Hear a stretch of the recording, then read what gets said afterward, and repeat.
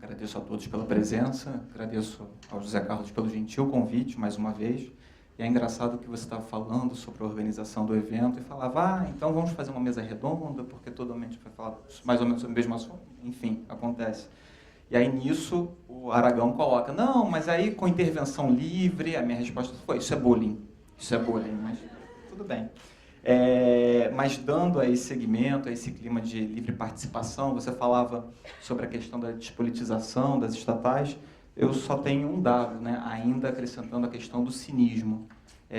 Todos os diretores arrolados aí na Petrobras, que se envolveram, enfim, foram de alguma maneira trazidos aí ao âmago da Lava Jato, todos esses diretores, eles passam aqueles critérios de habilitação postos pela 13.303. Então, acho que, antes de começar, bastante patente que, além da mudança da lei, o que se exige aí é uma mudança de cultura.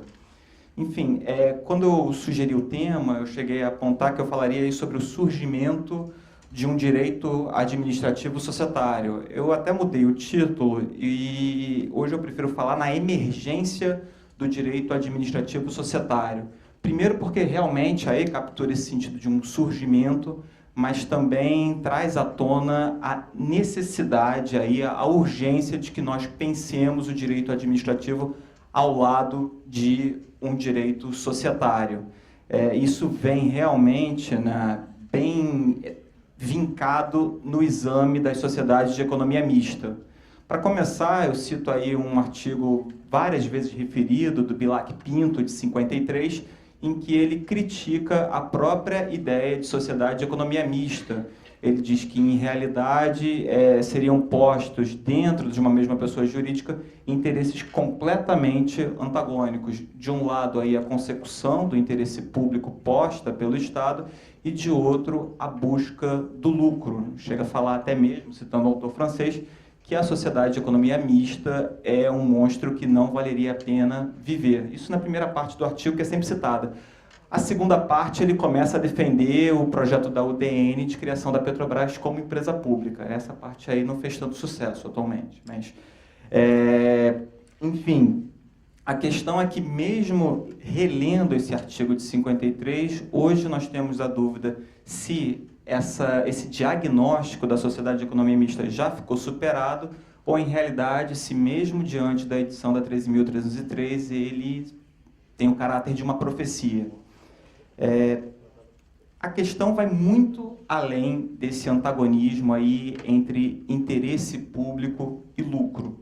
Existem uma série de questões que precisam ser reexaminadas.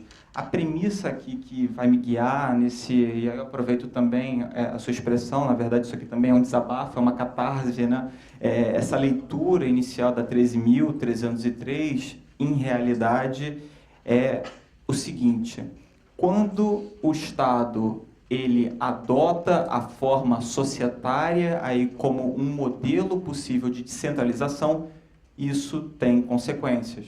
A natureza societária tem que ser levado a sério. E o que eu quero dizer com isso? Na verdade, a gente percebe que a 13.303 ela era reclamada já desde a Emenda Constitucional 19, de 98, portanto, nós tivemos aí um hiato de 18 anos. Contudo, quando nós colocamos aí em paralelo uma cronologia envolvendo a Lava Jato e o processo legislativo, né, que culminou na edição da 13.303, o que se percebe aí é que esse projeto de lei, na verdade, toda a maturação, toda a costura, acabou levando aproximadamente um ano. E, ao largo do que foi positivado, foram deixados de lado algumas iniciativas anteriores. E aí, enfim, eu me refiro ao PLS 349, ao PLS 559, que modifica aí o regime de licitações públicas, também o anteprojeto de organização de administração pública brasileira. E a gente vai ver que isso traz consequências, isso traz em seu bojo aí algumas deficiências na lei. Então, entrando agora realmente no tema dessa fala, eu acho que precisamos falar seriamente sobre a sociedade de economia mista, em especial aquela não dependente, aquela que, nas palavras do Zé Carlos, consegue caminhar sozinha. Eu acho que a melhor maneira da gente conseguir diagramar essa relação é verificar como é que se dá a relação dessa sociedade de economia mista, que nesse caso a sociedade de economia mista federal, eu tomei em consideração os órgãos federais aí com as suas contrapartes. Adotei essa maneira aqui de mostrar como é que isso funciona. Aparentemente, é um modo muito popular. Enfim, inicialmente, né, pensando aí na relação mais próxima, mais estreita aí da União enquanto acionista controlador, a gente vê que a lei, ela, na verdade, não respeita essa premissa de configurar aí a adoção da sociedade de economia mista como um maior afastamento da vontade, da ingerência da administração pública. É como o Zé Carlos havia bem colocado. Há aí essa geleia geral de tratar tudo como se fosse uma coisa só, mas são fenômenos radicalmente distintos, né? Um conceito que, na verdade, perdemos a oportunidade legislativa de disciplinar de uma maneira mais moderna, vem da própria definição de sociedade de economia mista, que passa aí pela ideia de controle. Ao contrário do que se adota no direito societário, em que se enxerga o controle como um fenômeno dinâmico, mutável, que é o poder permanente de influência, a Lei 13.303 repetiu o conceito do Decreto-Lei 200, né, e adotou o conceito estático, o conceito de propriedade das ações com direito ao voto. E com isso, uma série de questões que já vieram à tona desde a década de 90, com as privatizações, deixou de ser respondida. Como é que fica a situação aí das golden shares? Como é que fica aí a situação dos crescentes acordos de acionistas? E isso não é problemático tão somente aí na análise das sociedades de economia mista. Isso também é muito tormentoso nos casos em que a administração pública participa de forma minoritária de outras sociedades. Além disso, pensando aqui no papel que a União exerce como acionista, controlador, existe sempre a questão da submissão às normas da Lei das Sociedades Anônimas, que coloca em destaque a possibilidade do abuso de poder. Na verdade, qual é o limite que a administração ela pode ir na concretização do interesse público em detrimento aí, talvez, da realização do interesse dos minoritários esses que concorreram com seu próprio capital para a formação dessa sociedade de economia mista. O artigo 238, na verdade, excepciona isso, permitindo que a administração pública oriente a condução da companhia para a realização desse interesse público. Isso, de alguma maneira, é plasmado também no artigo 27, só que o artigo 27 ele traz aí uma modificação. Ele, na verdade, destaca que o interesse público a ser concretizado é o interesse público definido em lei. Não é um interesse público secundário, não é um interesse público aí que vise, por exemplo, a consecução de metas inflacionárias, como foi feito aí quando havia um controle mais ativo do preço dos combustíveis. Nesse artigo também, e aí há uma esquizofrenia, uma certa esquizofrenia, porque há outra locução empregada. Se fala que a sociedade de economia mista vai ser conduzida para promover uma alocação socialmente eficiente. Essa é uma expressão não muito utilizada pela economia, mas, na verdade, quando há referência a essa locução, isso se dá no campo da economia, do bem-estar. Então, se percebe que a sociedade de economia mista, ela, na verdade, vai realizar um interesse público mais amplo do que aquele que inicialmente se esperaria de uma companhia, e há aí um espaço para que haja uma interpretação. Entrando, talvez, no outro lado da moeda, que dá muito problema, e talvez seja, na verdade, a questão do acionista controlador e a questão da tutela exercida pelos ministérios, sejam as duas faces da moeda que a União acaba exercendo frente às sociedades de economia mista. E a pergunta aí é qual é o limite da supervisão? Na verdade, o que é supervisão? quando a gente começa aí, enfim, de novo, citando Zé Carlos, quando os pobres aluninhos da graduação começam a se deparar com esse tema, eles vão aí aos manuais e, na verdade, eles se deparam com o que nós, advogados, fazemos do pior. Quando a gente não sabe, a gente dá sinônimo. Então, a supervisão, o poder de tutela, e, na verdade, né, isso não é explicado. Efetivamente, o que o Ministério pode ou não pode fazer? O Ministério pode indicar diretamente os dirigentes da Sociedade de Economia Mista? E parece que não, mais uma vez, a levar a sério a natureza societária dessa companhia. A ideia central aqui é que a supervisão deve respeitar algum grau de autonomia, e algum grau de autonomia que acabou animando a criação dessa empresa e acabou atraindo o capital particular. Então, algum espaço para a busca da lucratividade deve ser deixado. E aí é um contraponto ao interesse do acionista minoritário. Eu não estou falando aqui de uma maximização do valor, como a gente percebe aí, principalmente na doutrina societária. Não é a questão de realizar o maior lucro no menor período possível, mas a companhia aí, a Sociedade de Economia Mista, ela foi criada para a longo prazo poder caminhar com as suas próprias pernas, realizando aquele objeto social.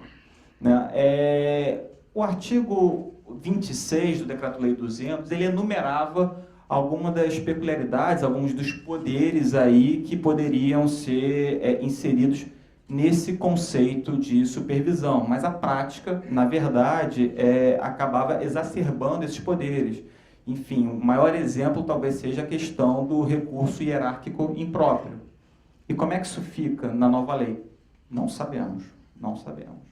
A ideia aqui, talvez, né, o limite dado pela lei é reforçar que o controle a ser exercido pelo Ministério é o controle finalístico. Nesse sentido, o artigo 89 indica expressamente que a supervisão não pode ir a ponto de significar a ingerência na condução da companhia. E aí nós temos, prosseguindo essa figura aí, eu fico brincando, quem lida com estatais, em algum momento vai se deparar com DEST, esse incrível desconhecido. DEST, na verdade, né, é o Departamento de Coordenação e Governança das Estatais. Era uma secretaria criada em 79, na verdade, quando a União, no bojo aí de uma reforma administrativa, começou a pensar no seu papel como acionista. Para falar a verdade, ela havia perdido a conta, né, de em quantas companhias ela participava, e descobriu depois de 79, com a criação do SEST, à época, que participava em mais de 500 companhias. E hoje, na verdade, o que a gente destaca aí em relação ao DEST? A função primordial é aperfeiçoar a atuação da União enquanto acionista, ou seja, não se confunde com um mecanismo de tutela, né? Ele se liga à ideia que está expressa no artigo 174 da Constituição, de permitir o planejamento, de permitir uma atuação coordenada da União. Na verdade, o DEST é um vetor que permite a transversalidade de políticas públicas. Ele deveria promover a harmonia da condução dos interesses sociais das sociedades de economia mista na consecução, na realização dos interesses coletivos que orientaram a sua criação. O problema, de novo, é o artigo 27 da 13.303, porque parece que o limite da condução das sociedades de economia mista é a realização do interesse público específico que motivou a sua criação. Então, o DEST aí tem esse papel árduo de promover uma ponderação, uma harmonização entre essas grandezas. Um ponto tormentoso aí que o DEST ele acaba se deparando passa especialmente no que diz respeito das sociedades de economia mista não dependentes, da aprovação e do controle do orçamento de investimentos. O orçamento de investimentos também em relação aos não dependentes consta, é uma peça da lei orçamentária anual. Enfim, a modificação com a criação aí de créditos suplementares, créditos especiais, mediante decreto, mediante edição de leis, os acontecimentos desse ano deixam patente que isso é um problema sério, né? Enfim. Existe também o CGPAR, e o CGPAR, na verdade, eu estava discutindo isso até mais cedo com a Patrícia, o CGPAR é a lembrança que as estatais, quando querem fazer qualquer coisa, tem que bater na porta, no mínimo, de 3 ministérios. Mas, na verdade, a gente tem um problema no exame dessa matéria quando a gente analisa a função do CGPAR. Isso por quê? Porque, ao contrário do que se dá com o DESH, aqui é a dúvida. Isso é um mecanismo de tutela ou de orientação do acionista? Quando a gente lê aí o decreto 6.021, que disciplina as funções do CGPAR, parece que se trata aí de orientação do acionista. Contudo, o artigo 9º fala de uma possibilidade de avocação de matérias pela AGU. Então aí há uma confusão. E mais que isso, a CGPAR ela se vale normativamente da edição de resoluções. E é anterior, né, já desde 2007, à edição da 13.303. Em caso de conflito, o que prepondera? O que poderíamos fazer? Não podemos esquecer também da CVM, em se tratando de sociedade de economia mista, com capital aberto. E aí, a questão que se coloca, a questão que se imagina é que a proteção ao acionista minoritário, especialmente aí a questão dos dividendos, a questão de distribuição dos dividendos, obrigatória na forma do artigo 202 da Lei das SAs, aplicável também à sociedade de economia mista, isso poderia gerar uma litigância excessiva. Analisando a jurisprudência da CVM, não se percebe isso. Na verdade, a maior parte dos conflitos de interesse julgados ali por aquela autarquia não se refere às estatais, o que não quer dizer que possa haver conflito de orientações da CVM com outros órgãos de controle, especialmente com o TCU, que eu quero falar um pouco adiante. E aqui eu destaco também um dispositivo poucas vezes lembrado, que está na parte final do Estatuto das Estatais, que é o parágrafo 1º do artigo 90, né, que pode ser resumido como: não sabe brincar, não desce para o play. Né? Se não aguenta ser sociedade de economia mista com capital aberto, transforma em empresa pública. E aí, entrando aqui no TCU, temos aí inicialmente a questão do tratamento de informações sigilosas, informações estratégicas, e aí a gente pode pensar na conduta, no plano de desinvestimento levado a cabo pela Petrobras, que diz respeito a sondagens de potenciais concorrentes, informações que não poderiam ser vazadas pelo mercado, e há um especial cuidado que os tribunais de contas eles tenham cuidado na organização. Na verdade, seria até, inicialmente, defensável que as sociedades de economia mista não disponibilizassem esse tipo de manifestação. E isso foi uma discussão aí levada a cabo antes da edição da lei. Hoje foi superada porque o artigo 85 parece conferir essa prerrogativa ao Tribunal de Contas. É claro que, por outro lado, gerando o dever de que essas informações elas sejam tratadas com parcimônia, cuidado e sigilo.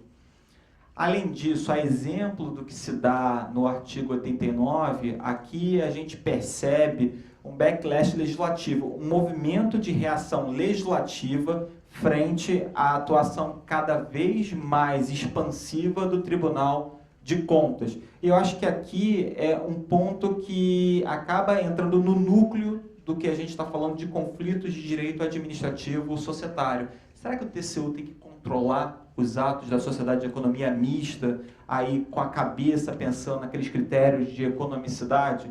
Eu acho que não dá. Aqui eu acho que as pessoas que estudam direito administrativo vão ter que começar aí a se debruçar sobre construções que tratem de doutrinas, de institutos do direito societário, como o Business Judgment Rule. Aqui eu acho que o espaço discricionário do gestor deve ser preservado. Não dá para fazer um controle estrito a posteriori. Eu acho que um caso em que isso vai acabar sendo controlado de alguma maneira passa por um parágrafo do artigo 28 que diz respeito à escolha do parceiro para a formação de sociedade de propósito específico. A lei não é muito clara, parece tudo levar que se trata de uma hipótese de inexigibilidade, só que eu acho que é mais que isso. Na verdade, eu acho aí que é um espaço de liberdade negocial. Não é necessário aí a demonstração de todos os requisitos que a doutrina do direito administrativo põe para comprovação de inexigibilidade. Agora, eu acho que isso vai ser aí um ponto de disputa, e eu acho que os tribunais de contas vão ter muita dificuldade no momento inicial em interpretar isso, o que prova, mais uma vez, a necessidade de se conjugar a leitura do direito administrativo com o direito societário. Caminhando aí realmente para o fechamento, né, também a CGU vai se deparar, na verdade, vai criar alguns problemas. Aqui a questão passa pela licitação levada a cabo pelas sociedades de economia mista, quando a gente trata dos critérios de habilitação, que são muito fechados. Não é à toa, já que um dos objetivos da licitação é ampliar a competitividade, só que não se pode perder de vista que uma das diretrizes da lei aí é observar a política de integridade na relação com as partes relacionadas. E aí, seria possível criar um critério de habilitação que passe por um ranqueamento, ou que passe por uma análise prévia da integridade aí dos potenciais contratados? Pela leitura pura do artigo 58, isso não seria possível. O problema é que quando a gente vai na documentação, nos manuais aí que foram preparados pela CGU, a gente percebe nesse documento, intitulado Guia de Implementação de Programas de Integridade nas Empresas Estatais, a necessidade, nas contratações, da realização de verificações prévias. E aí, como é que esse administrador das estatais fica? Para onde é que ele caminha? Ninguém sabe também. Enfim, encerrando aqui essa fala que, na verdade, deixa claro que a gente vai ter que ser muito mais cínico dando essa matéria, né? Vai ter que continuar sendo cínico cada vez mais, né? Mas o que eu penso inicialmente sobre esse atual momento do direito administrativo e essa junção com o direito societário? A lei não dá nenhuma solução, ao contrário do que acontece no CTN, no artigo 110, quando se refere a institutos vindos de outros ramos do direito. Agora, eu acho que essa premissa aí ela tem que ser observada. Se o Estado, se a administração pública escolheu se valer dessa forma de descentralização, criando uma sociedade de economia mista, isso tem que ser levado a sério. Cada vez mais uma ingerência excessiva, seja por parte do controlador, seja por parte do Ministério que supervisiona, e isso tem que ser afastado. A gente tem que afastar aqui esse risco de autarquização das sociedades de economia mista. Mas, autarquização é do Felipe Fonte. Eu dou o royalty. Né?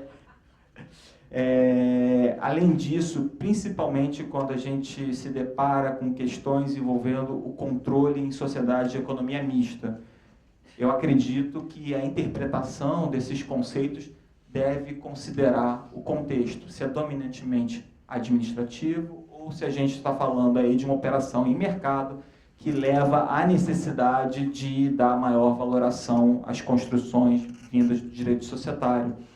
E, por último, eu acho que não é uma questão de hierarquia, é uma questão de combinação mesmo de estudos, uma questão de combinação de esforços. Sem isso, aliás, com isso eu já acho muito difícil interpretar 13.303, mas sem isso vai ser completamente impossível.